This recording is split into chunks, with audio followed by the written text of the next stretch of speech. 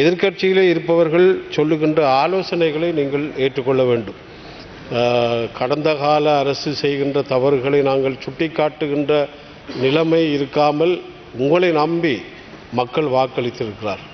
ஆகவே அந்த விடயத்திலே நீங்கள் கவனத்தை செலுத்த வேண்டும் என்பது எங்களுடைய கோரிக்கை. இதிலே பிரதி சபாநாயகர் அவர்களே, உண்மையிலே எங்களுடைய மீனவர்கள் மிகவும் அந்த போர் காலத்திலும் சரி இப்பொழுதும் சரி மிக ஒரு பின்னோக்கிய நிலையிலே தான் இருக்கிறார். அவர்களுடைய வாழ்வாதாரம், அவர்களுடைய குடும்ப நிலை மிக மோசமாக இருக்கிறது. உதாரணமாக அங்கு பொதுவாக ஒரு பிரச்சனை, இந்திய இழுவைப்படகு, அதாவது தடை செய்யப்பட்ட மடிகளை கொண்டு இழுக்கப்படுகின்ற இந்த இந்திய இழுவைப்படகினுடைய பிரச்சனை பூதாகாரமாக வடித்திருக்கிறது. அங்கே அந்த மீனவர்களுக்கு இழக்கப்படுகின்ற வலை இழப்பீடு, தொழில் இழப்பீடு, அவர்களுக்கு ஒரு இன்சூரன்ஸ் வசதி செய்து கொடுக்கின்ற வாய்ப்பு இவ்வளவு காலமும் ஏற்படுத்தப்படவில்லை.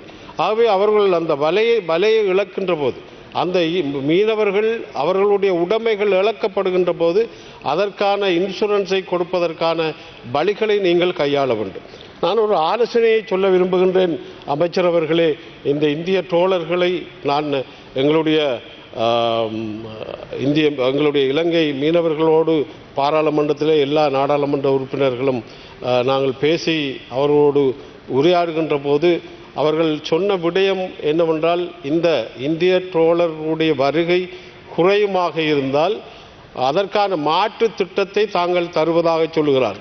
இந்தியாவோடு பகைக்காமல், தமிழ்நாட்டோடு பகைக்காமல் ஒரு மாற்று திட்டத்தை அவர்கள் தர முடியும் என்று சொல்லுகிறார். ஆகவே நாங்கள் ஒரு முறை தமிழ் தேசிய கூட்டமைப்பின் சார்பாக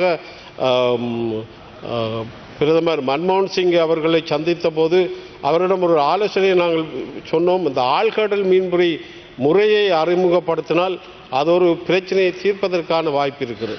ஆகவே நான் அமைச்சரிடம் ஒரு வேண்டுகோளை விடுக்கிறேன். தமிழ்நாட்டு முதலமைச்சரை சந்திப்பதற்கு ஏற்பாடு செய்யுங்கள். நாங்களும் வருகிறோம், உங்களோட ஒத்துழைக்க தயாராக இருக்கிறோம். அதே மாதிரி டில்லி அரசாங்கம், அதாவது டில்லியோடு பேசுவதற்கான ஒரு வாய்ப்பை உண்டு பண்ணுங்கள். நாங்கள் வருகிறோம். எங்களுடைய மீனவர்களுடைய பிரச்சனையை நியாயமான கருத்துக்களை நாங்கள் சொல்லி அவர்களை அதன் ஊடாக வருவதற்கான அனுமதியை மறுக்கப்படுகின்ற நிலையிலே அடுத்த திட்டம் அந்த இந்திய மீனவர்களுடைய வருகை எப்படி அமைய வேண்டும் என்பதை எங்களுடைய மீனவர்களே அந்த திட்டத்தை வகுப்பார்கள். ஆகவே இந்த ஆலோசனையை உடனடியாக நீங்கள் செய்ய வேண்டும். ஏனென்றால் கடந்த காலங்களிலே பேச்சுவார்த்தைகள் நடைபெற்றதொழிய அது 2 மீனவ சமூகங்களூடாகத்தான் நடைபெற்றதொழிய ஒரு முறை டில்லியிலே நடைபெற்று அதற்கான தீர்மானங்கள் இட்டப்பட்டது. அந்த தீர்மானம் எங்களுடைய கையிலே இருக்கிறது. ஆகவே அந்த விஷயத்திலே நீங்கள் உடனடியாக கவனம் செலுத்த வேண்டும் என்பது எங்களுடைய வேண்டுகோளாக இருக்கிறது. இதில் நல்ல தண்ணீர் மீன்பிடி தொழிலை மேற்கொள்கின்ற எங்களுடைய மீனவர்கள் குளங்களை நம்பித்தான் இருக்கிறார்கள். எங்களுடைய வடக்கு மாகாணத்திலே இந்த உப்பு தண்ணீர் நல்லீர் கலப்பு இடங்கள் மிக குறைவாக இருக்கிறபடியால் குளத்தை நம்பி இருக்கின்ற அந்த மீனவர்களுடைய வருமானத்தை மேம்படுத்துவதற்கான ஒரு முயற்சியை நீங்கள் மேற்கொள்ள வேண்டும். அதைவிட முல்லைத்தீவிலோ மன்னாரிலோ ஒரு மீன்பிடி துறையினுடைய வளாகத்தை நீங்கள் ஆரம்பிக்க வேண்டும். அதனூடாக அந்த கல்வித்துறையிலே மீனவ சமூகம் உயர்கின்ற வாய்ப்பை ஏற்படுத்த முடியும். இங்கே பார்த்தீர்கள் என்றால் எங்களுடைய கரையோர பகுதி, குறிப்பாக வடக்கு கரையோர பகுதியை பார்த்தீர்கள் என்றால் மீனவர் சமூகம்தான் கூடுதலாக அங்கே வாழ்ந்து கொண்டிருக்கிறார்கள். அவர்களுடைய குழந்தைகளுடைய கல்வி நிலைமை மிகவும் பாதிப்புக்குள்ளாகி, என்ற வருமானம் இல்லை, வருமானம் மிக குறைவாக இருக்கிறது அவர்களுடைய வருமானம். இது தனிய இந்திய ட்ரோலர்களின் வருகை என்பதை இல்லாமல் தென்னிலங்கையிலும் தடை செய்யப்பட்ட தொழில்களை செய்கின்ற வாய்ப்புகள் இருக்கிறது, டைனமைட் அடிக்கிற வாய்ப்புகள் இருக்கிறது. இதே எல்லாவற்றையும் நீங்கள் கவனத்தில் எடுக்க வேண்டும். வெறுமனையே நீங்கள் எடுக்கின்ற முயற்சிகள் நடைமுறைப்படுத்தப்பட வேண்டும் என்றால் அங்கே இருக்கின்ற அதிகாரிகள் ஒத்துழைப்பு செய்ய வேண்டும். அந்த அதிகாரிகள் உடனடியாக ஊழல் செய்கின்றவர்களாக இருந்தால் உடனடியாக மாற்றுங்கள். ஏனென்றால் இதன் ஊடாகத்தான் எங்களுடைய மீனவர்கள் நலன் பெற முடியும். என்றால் அரசாங்கம் ஒரு திணைக்களத்தின் ஊடாகத்தான் செய்ய முடியும். ஆகவே அங்கே இருக்கின்ற ஊழல் செய்பவர்களை கனகாலம் அங்கே இருக்கின்ற அதிகாரிகளை மாற்றி எங்களுடைய மக்களுக்கு செய்கின்ற ஒரு வரப்பிரசாதமாக அவர்களுக்கு இந்த அரசாங்கம் செய்கிற திட்டங்களை நீங்கள் செய்ய வேண்டும். நான் வினயமாக கேட்டுக்கொள்கிற விடயம், இந்த கடத்தொழில் சார் விடயங்களை கற்பிப்பதற்கு ஒரு வளாகத்தை, அது யாழ்ப்பாண பல்கலைக்கழகமாக இருக்கலாம் அல்லது வவுனியா பல்கலைக்கழகமாக இருக்கலாம், இந்த வளாகத்தை மீன்பிடித்துறை சம்பந்தமாக இருக்கிற முல்லைத்தீவு மன்னார் போன்ற பிரதேசங்களிலே உங்களுடைய நடவடிக்கைகள் இருக்க வேண்டும் என்று நான் இந்த சந்தர்ப்பத்திலே கேட்டுக்கொள்ள விளைகின்றேன்.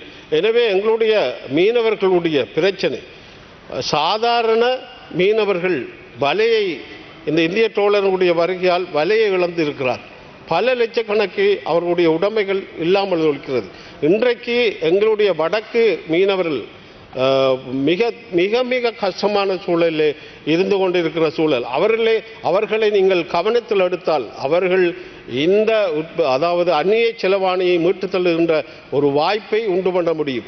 ஆகவே இதில் தீர்வு என்னவென்றால், முதல் இந்த இந்திய தோழர்களுடைய வருகையை நிப்பாட்ட வேண்டுமென்றால் தமிழ்நாடோடும் நடுவண் அரசோடும் நாங்கள் பேச வேண்டும். அதற்கு உடனடியாக நீங்கள் ஏற்பாடு செய்யுங்கள். நாங்களும் எங்களுடைய மீனவர் சமூகம் சார்பாக நியாயமான கோரிக்கையை நாங்கள் வைக்க தயாராக இருக்கிறோம். அதற்கான மாற்று நடவடிக்கைகள் நாங்கள் செய்ய வேண்டும் என்பது பிரதானமான முடிவாக இருக்க வேண்டும். அதைவிட இன்சூரன்ஸ் பாலிசி எங்களுடைய மீனவர்களுக்கு இருக்க வேண்டும்.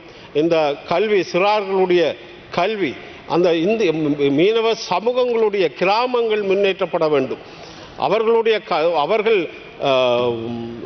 அவர்கள் அதாவது பிடிக்கின்ற மீன்களை தனியார்கள் கூடுதலாக குறைந்த விலையிலே வாங்கி வருகிறார். இங்கே கொழும்பில் பார்த்தோம்னா மன்னாரில் வாங்குகிற மீன் இங்கே கூடுதலான விலைக்கு விற்கப்படுகிறது. ஆகவே இந்த உங்களுடைய அரசாங்கம் ஒரு முயற்சியை மேற்கொள்ள வேண்டும். அங்கு இந்த கூலர்கள் மீனை பதனிடுகின்ற அல்லது மீனை வைத்து அடுத்த நாள் கொடுக்கின்ற வாய்ப்பை உருவாக்குகின்ற கூலர்களை நீங்கள் எங்களுடைய பிரதேசத்திலே உருவாக்க வேண்டும். அப்படி உருவாக்குகின்ற போது எங்களுடைய தொழிலாளர்கள் அந்த மீனை அங்கே வைத்து சரியான முறையிலே அது சரியான விலைக்கு கொடுக்கின்ற வாய்ப்புகள் ஏற்படும். இங்கே கடத்தொழில் அமைச்சின் கீழ் மீனை வாங்குகின்ற வாய்ப்புகளை ஏற்படுத்த முடியும். அதைவிட குறைந்த விலையிலே மீனை மக்களுக்கு விற்கின்ற ஒரு முறையையும் கையாள முடியும். ஆகவே அதிலே நீங்கள் கவனம் செலுத்துங்கள். எங்களை பொறுத்த மட்டிலே எங்களுடைய வடக்கு மீனவ சமூகம் கல்வியாலும் அவர்களுடைய கிராமங்கள் முன்னேற்றப்படுகின்ற வாய்ப்பை ஏற்படுகின்ற சூழலாலும் இந்த தடை செய்யப்பட்ட தொழில்களை நாங்கள் இல்லாத ஒழிப்பதாலும் இந்த அந்நிய செலவாணியை மேம்படுத்த முடியும். இதிலே ஒரு விடயத்தை நான் சொல்லி முடிக்கலாம் என்று நினைக்கின்றேன்.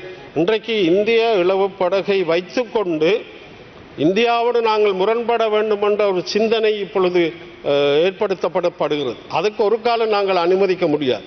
இதிலே சீனாவினுடைய மூக்கு நுழைவு, சீனா இன்றைக்கு வடக்கிலே என்ன அர்த்தத்தோடு எங்களுடைய மீனவர்களை நாடுகிறார், அவர்கள் என்ன லாபம் அவர்களுக்கு இருக்கிறது.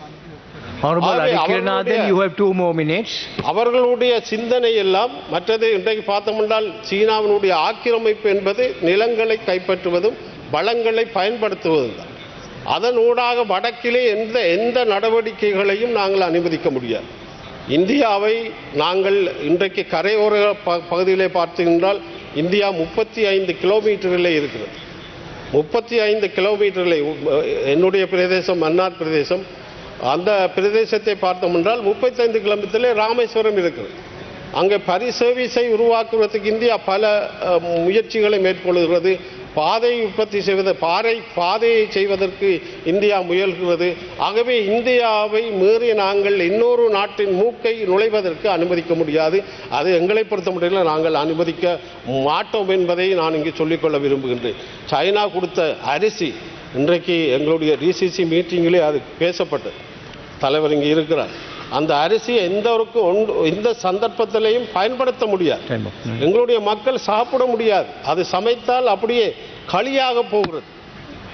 அவர்கள் அதை எடுத்து கோழிக்கு தான் போடுகிறார். ஆகவே அது ஒரு பிரியோசனம். Honorable A.R. Kiranathan, your time is up. 1 minute தாருங்கள். பிரயோசனம் இல்லாத விடயம்.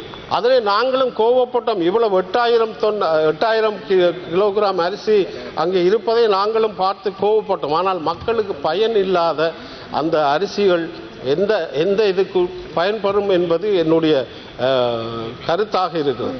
ஆகவே எங்களை பொறுத்த மட்டிலே நாங்கள் இந்த அரசாங்கத்தை நம்பி இருக்கிறோம். நான் அதுக்கு வாக்களித்திருக்கிறேன். காரணம், இந்த அரசாங்கம் நல்லது செய்யும் என்ற அடிப்படையில் எங்களுடைய மீனவ சமூகத்தை தூக்குவிப்பதற்காக நீங்கள் எடுக்கின்ற அத்தனை முயற்சிகளுக்கும் நாங்கள் ஆதரவு தர தயாராக இருக்கிறோம். ஆகவே எங்களுடைய சமூகம் என்பது போர்க்காலத்திலும் 2 கிலோமீட்டர்களால் செல்ல முடியும்.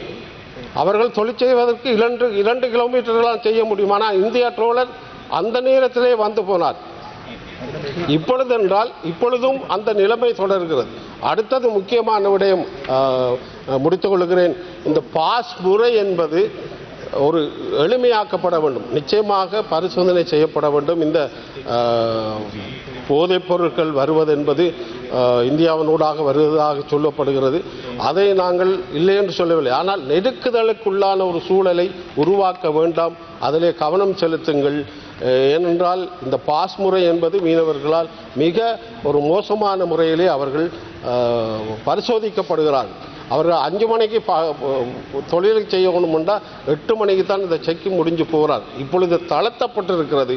அதிலேயும் நீங்கள் கவனம் செலுத்த வேண்டும் என்று கூறி வாய்ப்பளித்ததற்கு நன்றி.